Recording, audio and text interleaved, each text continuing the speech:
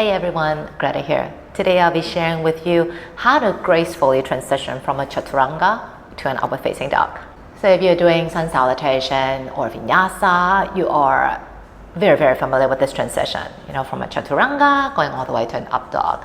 And some people, if you notice that, they would transition it in a very smooth and gradual way, like from a chaturanga where the toes are tucked, they would just gracefully glide along, resting the tops of the feet on the floor into an upward facing dog. But how do they do that? Well, guess what? It's not so much about the mat. Of course, yeah, like if you have a really sticky mat, you would need to have more effort to do that transition, but it's more about the arms and the shoulders. So when you're doing a chaturanga, are you just collapsing all the way down to the floor, or like really embracing the mats, or are you pushing the floor away? And that mentality is actually determining how you would transition into an up dog. So if you are in a plank, if you're doing into a chaturanga, if you are thinking about coming all the way down to the floor, or really think about, oh my gosh, I really love my mat, to really come close to it, that will be really hard to glide up into an up dog. Whereas if you are lying down to a chaturanga, where all this time you feel that the arms are pushing the floor away, then when you transition into an up dog, it will be a lot more smoother because the weight is more in your arms and shoulders and not so much about in your legs.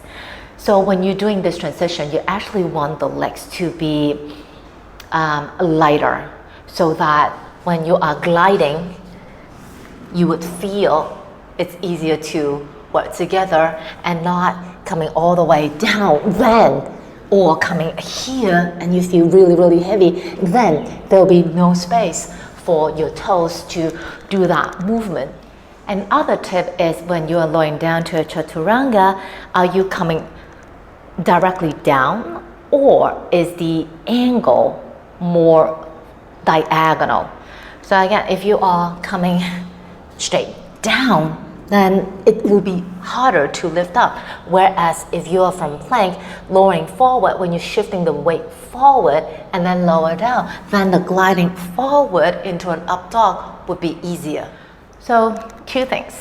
First is your weight in the arms and shoulders? Are you pushing the floor away? Are you embracing the mat, really welcoming the mat and coming all the way down?